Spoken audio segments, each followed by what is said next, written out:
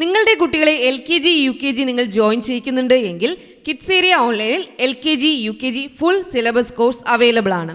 അതിനായി ഇവിടെ നൽകിയിട്ടുള്ള വാട്സപ്പ് നമ്പറിൽ നിങ്ങൾ മെസ്സേജ് അയച്ചു കഴിഞ്ഞാൽ അതിൻ്റെ ഡീറ്റെയിൽസ് ഒക്കെ നിങ്ങൾക്ക് ലഭിക്കുന്നതാണ്. അതുപോലെ നിങ്ങളുടെ കുട്ടികൾക്ക് ഇംഗ്ലീഷ് വായിക്കുവാൻ പഠിക്കുന്നുണ്ട് എങ്കിൽ, മലയാളം വായിക്കുവാൻ പഠിക്കുന്നുണ്ട് എങ്കിൽ അതിൻ്റെ കോഴ്സസും കിഡ്സ് ഏരിയ ഓൺലൈനിൽ അവൈലബിൾ ആണ്. വളരെ എളുപ്പത്തിൽ ഈസിയായിട്ട് കുട്ടികൾ ഇംഗ്ലീഷ് വായിക്കുവാനും മലയാളം വായിക്കുവാനും സ്റ്റാർട്ട് ചെയ്യുന്ന രീതിയിലാണ് ഓരോ ക്ലാസ്സുകളും ചെയ്തിട്ടുള്ളത്. അതുപോലെ കുട്ടികൾക്കായിട്ടുള്ള ബേസിക് കോഴ്സസ് എല്ലാം വർക്ക്ഷീറ്റ്സ് ഒക്കെ കിഡ്സ് ഏരിയ ഓൺലൈനിൽ അവൈലബിൾ ആണ്. നമ്പേഴ്സ് അറിയാത്ത കുട്ടികൾക്ക് നമ്പർ നെയിംസ്, മലയാളം അക്ഷരങ്ങൾ, സ്വരാക്ഷരങ്ങൾ, വ്യഞ്ജനാക്ഷരങ്ങൾ, കൂട്ടക്ഷരങ്ങൾ, ചില്ലക്ഷരങ്ങൾ, English letters, small letters, big letters, ഇങ്ങനെയുള്ള കുട്ടികൾക്കായുള്ള എല്ലാ ക്ലാസ്സസും കിഡ്സ് ഏരിയ ഓൺലൈനിൽ അവൈലബിൾ ആണ്. നിങ്ങളുടെ കുട്ടികൾക്ക് ഏത് ക്ലാസ്സാണോ ആവശ്യം അത് നിങ്ങൾ കിഡ്സ് ഏരിയ ഓൺലൈൻ്റെ ഈ വാട്സപ്പ് നമ്പറിൽ മെസ്സേജ് അയച്ചു കഴിഞ്ഞാൽ അതിൻ്റെ ഡീറ്റെയിൽസ് ഒക്കെ ഇവിടെ നിന്ന് നൽകുന്നതാണ്.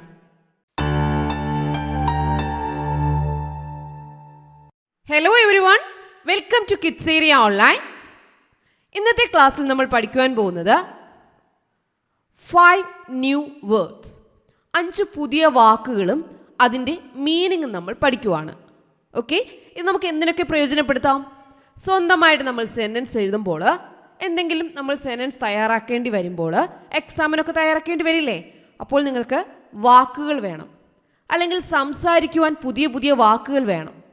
അങ്ങനെ വരുമ്പോൾ നമ്മൾ ഉപയോഗിക്കേണ്ട കുറച്ച് വാക്കുകൾ. ഇന്ന് നമ്മൾ 5 വാക്കുകളാണ് പഠിക്കുന്നത്.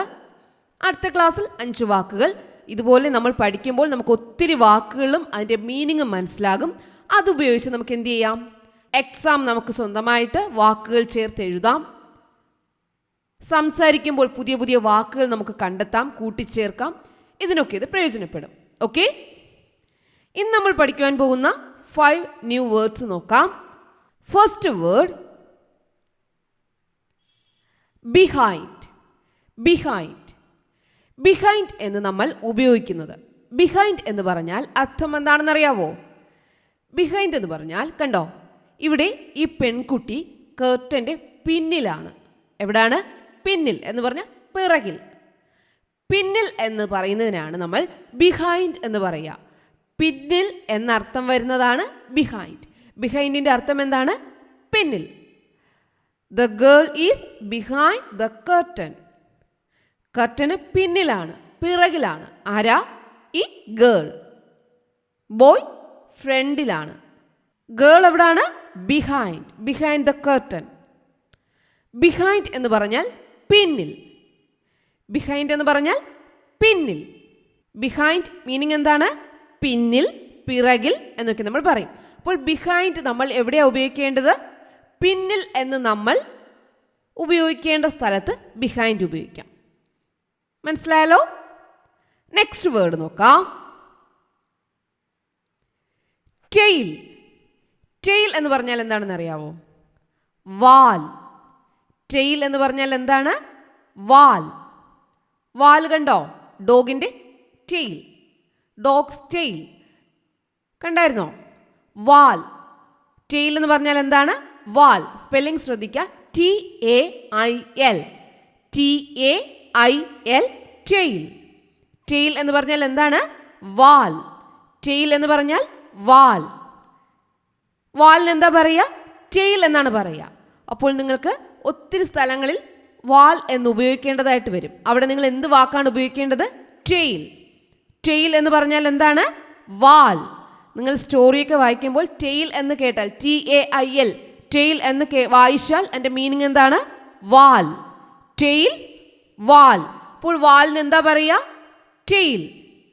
ടെയിൽ. മനസ്സിലായല്ലോ? നെക്സ്റ്റ് വേർഡ് നോക്കാം. Next word cave. Cave. Cave എന്ന് പറഞ്ഞാൽ എന്താണെന്ന് അറിയാവോ? ഗുഹ. ഗുഹ. ലയൺ, ടൈഗർ, ബെയർ ഇവരൊക്കെ താമസിക്കുന്ന കേവ്. കേവ് എന്ന് പറഞ്ഞാൽ ഗുഹ. കേവ് എന്ന് പറഞ്ഞാൽ ഗുഹ. കേവ്, ഗുഹ. കണ്ടായിരുന്നോ? ഇതാണ് ഗുഹ. കേവ്. കേവ് എന്ന് പറയുമ്പോൾ അതിൻ്റെ മീനിങ് എന്താണ്? ഗുഹ. കേവ് എന്ന് പറഞ്ഞാൽ ഗുഹ. അപ്പോൾ നിങ്ങൾ സ്റ്റോറി എഴുതുമ്പോൾ, സ്റ്റോറി വായിക്കുമ്പോൾ കേവ് എന്ന വാക്ക് വരാറുണ്ട്. അതിൻ്റെ മീനിങ് ഗുഹ. അപ്പോൾ എക്സാം ഒക്കെ നിങ്ങൾ അറ്റൻഡ് ചെയ്യുമ്പോൾ കേവ് എന്ന് നിങ്ങൾ വായിച്ചാൽ CAVE കേവ് എന്ന് പറഞ്ഞാൽ എന്താണ്? ഗുഹ. പഠിച്ചല്ലോ? 3 വാക്കുകൾ പഠിച്ചില്ലേ? നെക്സ്റ്റ് വാക്ക് പഠിക്കാം. റോപ്പ്. റോപ്പ് റോപ്പ് എന്ന് പറഞ്ഞാൽ കയർ.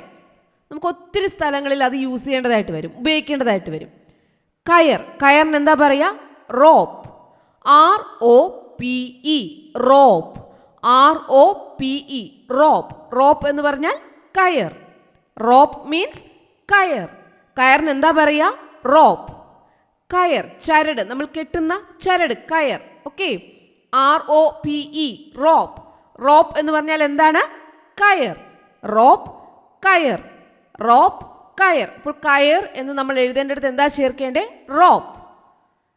റോപ്പ് എന്ന് പറഞ്ഞാൽ കയർ എന്നാണ് മീനിങ്. അപ്പോൾ 4 വാക്കുകൾ പഠിച്ചല്ലോ. 5th word hunt. Hunting, hunt എന്നൊക്കെ നിങ്ങൾ കേട്ടിട്ടില്ലേ? ഒത്തിരി സ്ഥലങ്ങൾ കേട്ടിട്ടുണ്ട് അല്ലേ? സ്റ്റോറിയിലൊക്കെ ഒത്തിരി ഉണ്ട്, നമുക്ക് എഴുതാനൊക്കെ ഉണ്ടാവും. Hunt, HUNT, hunt. ഹണ്ട് എന്ന് പറഞ്ഞാൽ എന്താണെന്ന് അറിയാവോ? വേട്ടയാടുക. നമ്മൾ വേട്ടയാടി പിടിക്കുക എന്ന് കേട്ടിട്ടില്ലേ? ഹണ്ട്, ഹണ്ടിങ്, വേട്ടയാടുക. ഓക്കെ. വേട്ടയാടുക എന്നതിന് എന്താ പറയുക? ഹണ്ട്. ഹണ്ട്. കണ്ടോ? മാനിനെ വേട്ടയാടി പിടിച്ചു കണ്ടോ? യെസ്. അപ്പോൾ ഹണ്ട് എന്ന് പറഞ്ഞാൽ എന്താണ് മീനിങ്? വേട്ടയാടുക. ഹണ്ട്, വേട്ടയാടുക. ഹണ്ടിൻ്റെ മീനിങ് എന്താണ്? വേട്ടയാടുക.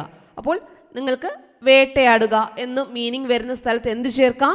ഹണ്ടിങ്, ഹണ്ട് എന്ന് ചേർക്കാം. ഹണ്ട് എന്ന് പറഞ്ഞാൽ വേട്ടയാടുക. മനസ്സിലായല്ലോ?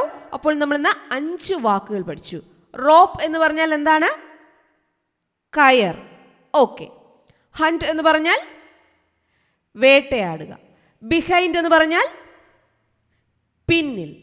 ടെയിൽ എന്ന് പറഞ്ഞാൽ വാൽ. അപ്പോൾ ഓർമ്മയുണ്ടല്ലോ? Okay. Okay children, bye bye. Thank you.